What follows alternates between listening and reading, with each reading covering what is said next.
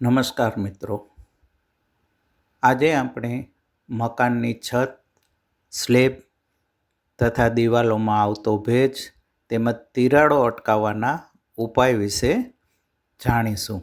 જૂના મકાનો, દુકાનો, વખારો કે કોઈપણ બાંધકામમાં સમયાંતરે રિપેરિંગ તેમજ કલરકામ ન થવાથી દિવાલોમાં થતી વાતળ એટલે કે હેર ક્રેક થી 5 mm સુધીની તિરાડો માટે જાતે થઈ શકે તેવી રિપેરિંગની રીત અહીં બતાવેલ છે.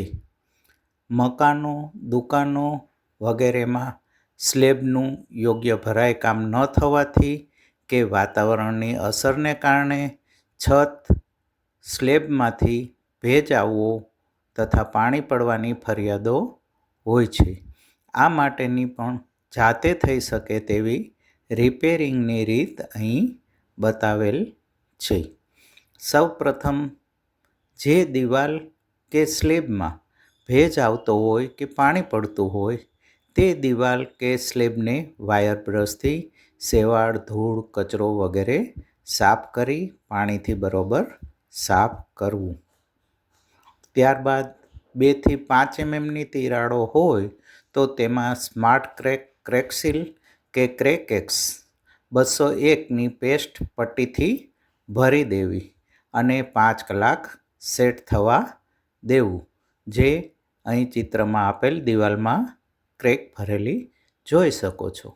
2 mmથી નાની તિરાડો હોય તો તેમાં સ્માર્ટ કે ક્રેકસીલ કે ક્રેકેક્સ 201ની પેસ્ટની ટ્રીટમેન્ટ આપવાની જરૂરત રહેતી નથી. દિવાલો, સ્લેબ સાફ કરી પાણીથી ધોઈ ડાયરેક્ટ વોટરપ્રૂફ ટ્રીટમેન્ટ કરવી. દિવાલો, સ્લેબમાં થોડી ભેજવાળી હોય તો પણ ચાલે, સાવ સૂકવવાની જરૂરત રહેતી નથી. સ્માર્ટ ક્રેકસીલ કે ક્રેકેક્સ 201 પેસ્ટ સિવાય અન્ય બ્રાન્ડની પેસ્ટ પણ ઉપલબ્ધ છે. કોઈ પણ સારી બ્રાન્ડના વાપરી શકાય છે. સ્માર્ટ ક્રેકસીલ કે ક્રેકેક્સ 201 પેસ્ટની ટ્રીટમેન્ટના 5 કલાક બાદ વોટરપ્રૂફ ટ્રીટમેન્ટ શરૂ કરી શકાય છે. હવે આપણે જાણીશું વોટરપ્રૂફ ટ્રીટમેન્ટ માટેનો સામાન. તો સૌપ્રથમ ડૉક્ટર ફેક્ટશીટ 302 સુપર લેટેક્સ લિક્વિડ, સફેદ સિમેન્ટ ISI માર્કાની લેવી, પાણી, ખાલી પ્લાસ્ટિકની ડોલ, ટમ્બલર, કલરનો પીંછો અને મિક્સ હલાવવા માટે લાકડીનો ટુકડો. વોટરપ્રૂફ ટ્રીટમેન્ટ માટેની પેસ્ટ તૈયાર કરવા માટે 1 ભાગ ડૉક્ટર ફેક્ટશીટ 302 સુપર લેટેક્સ સામે 4 ભાગ પાણી અને 7 ભાગ સફેદ સિમેન્ટ લેવી. એટલે કે 1:4:7 પેસ્ટ તૈયાર કરવી. વોટરપ્રૂફ ટ્રીટમેન્ટ માટેની પેસ્ટ તૈયાર કરવા માટે ડોલમાં 4 લીટર પાણી લેવું. તેમાં 1 લીટર ડૉક્ટર ફેક્ટશીટ 302 સુપર લેટેક્સ નાખી તેને બરાબર હલાવવું. ત્યારબાદ તેમાં 7 કિલો સફેદ સિમેન્ટ થોડી નાખી હલાવતા જવું. એ રીતે બધી સિમેન્ટ મિક્સ કરી પેસ્ટ તૈયાર કરવી. મિત્રો, ચેનલને હજી સુધી સબસ્ક્રાઈબ કરેલ ન હોય તો સબસ્ક્રાઈબ કરી બેલ આઇકોન દબાવજો તેમજ લાઈક અને શેર જરૂરથી કરજો. હવે આગળ વોટરપ્રૂફ ટ્રીટમેન્ટ માટેની પેસ્ટ તૈયાર કરવા માટે 1 લીટર ડૉક્ટર ફેક્ટશીટ 302 સુપર લેટેક્સથી બનતી પેસ્ટને નમૂના રૂપે દર્શાવેલ છે, પરંતુ આપે જરૂરિયાત મુજબ બનાવવી. પરંતુ 1:4:7નું પ્રમાણ એટલે કે 1 ભાગ ડૉક્ટર ફેક્ટશીટ, 4 ભાગ પાણી અને 7 ભાગ સફેદ સિમેન્ટનો રેશિયો જાળવી રાખવો જરૂરી છે. ત્યારબાદ કલરના બ્રશથી સળંગ 1 હાથ પહેલું લેયર લગાડી દેવું. પહેલા લેયરને 6 થી 8 કલાક સેટ થવા દેવું. ત્યારબાદ એ જ રીતે બીજો સળંગ હાથ એટલે કે બીજું લેયર લગાવવું. બીજા લેયરને 6 થી 8 કલાક સેટ થવા દેવું.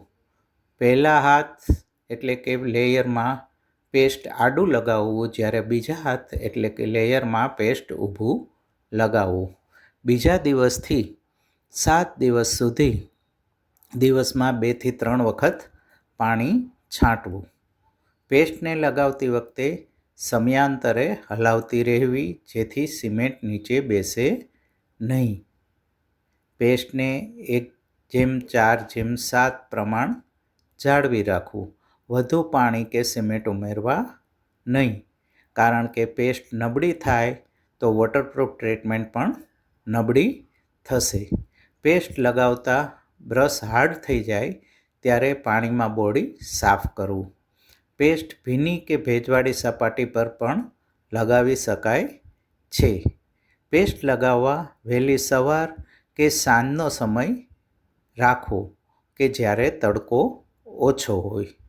આ ટ્રીટમેન્ટ પછી જો કલર કામ કરવું હોય તો છત તેમજ બહારની દિવાલોમાં ડેમ્પ પ્રૂફ કલર વાપરવો, જે વોટરપ્રૂફ ટ્રીટમેન્ટ માટે ખૂબ અસરકારક છે, જેમાં કંપની પોતે 10 વર્ષની વોરંટી આપે છે.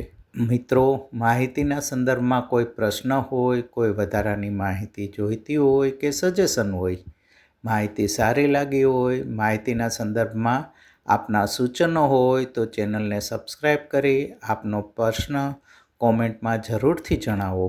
મિત્રો, આવી જ ઉપયોગી માહિતી મેળવતા રહેવા building planning idea by Harendra Chudasama ચેનલને લાઇક, શેર અને સબસ્ક્રાઈબ કરવાનું ભૂલતા નહીં.